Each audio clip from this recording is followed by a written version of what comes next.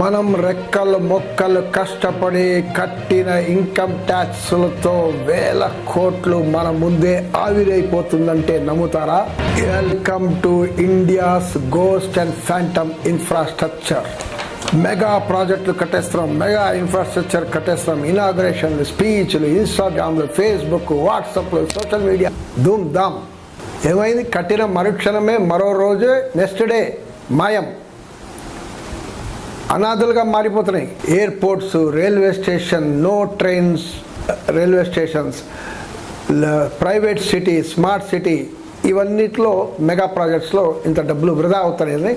మరో పక్క last 10 yearsలో 94,000 schools బంద్ అయిపోయినాయి.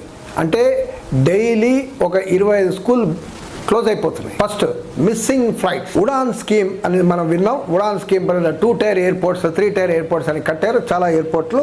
ఆ ఎయిర్పోర్ట్లలో మీకు ముందు 15 ఎయిర్పోర్ట్స్ గురించి మాట్లాడతారు. నాన్ ఫంక్షనల్, నాకు పనిచేయట్లేదు ఇప్పుడు 15 ఎయిర్పోర్ట్స్. ఆ ఎయిర్పోర్ట్లలో గడ్డి ఉంది. యూపీలో కుషానగర్, అలీగర్, ఆజాంగర్, చిత్రకూట్, మొరాదాబాద్, శ్రవస్తి. పంజాబ్లో పతాన్కోట్, లూధియానా.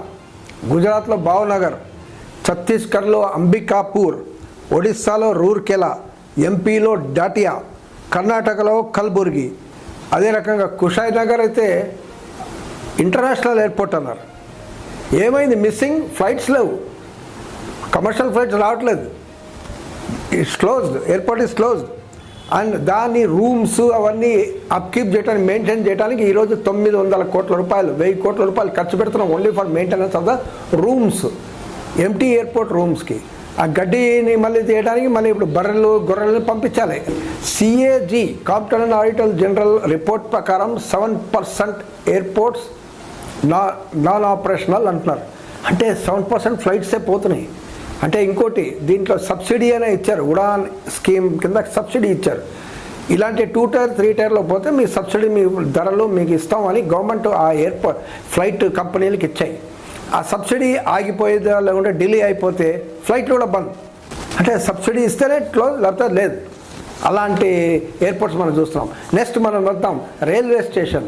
భోపాల్ దగ్గర నిష్ఠాపూర్ అనే రైల్వే స్టేషన్ 3 సంవత్సరాలు ఏం కట్టి, modern station, modern bridge, modern platform, కూర్చుంటానికి ఆర్భాటాలు, బ్రహ్మాండమైన social media, ribbon cutting, inauguration, full publicity, India అంతా పబ్లిసిటీ.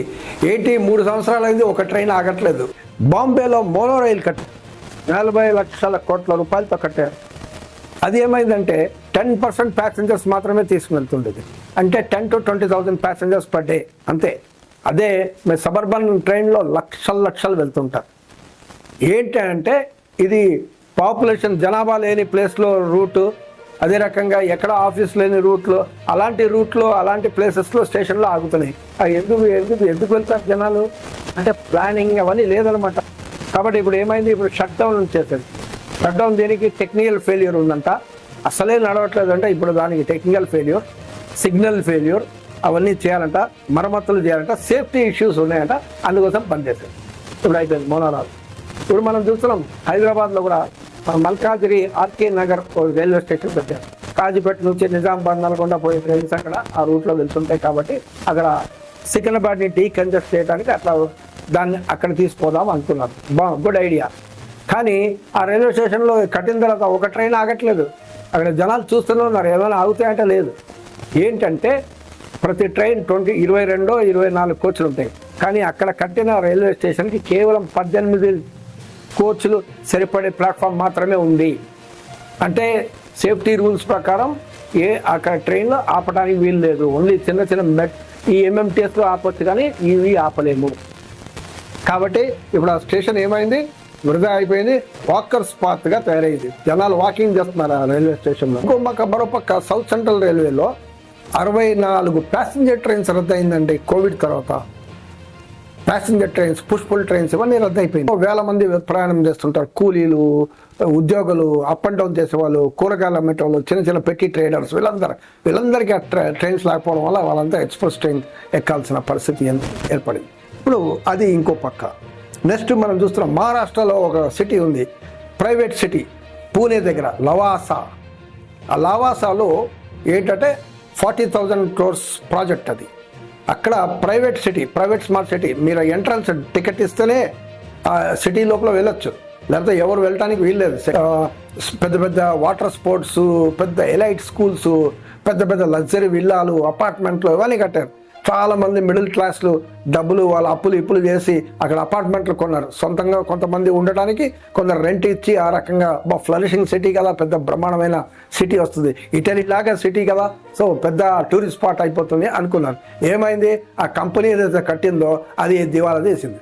ఇప్పుడు అయిపోయింది, అక్కడ సెక్యూరిటీ గేట్లు ఉన్నాయి.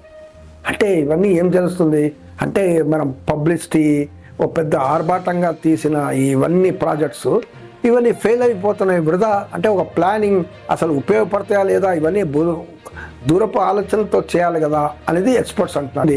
ఎక్స్పర్ట్స్ కానీ ప్రజలు ఏమంటున్నారు కమెంట్, ఇలా ప్రతి రూపాయి వీటికి పెట్టకుండా బదులు స్కూల్స్, హాస్పిటల్స్, రోడ్లు, మంచి రోడ్లు ఇవన్నీ పెడితే కోట్లాది మంది ప్రజలకు ఉపయోగం కదా.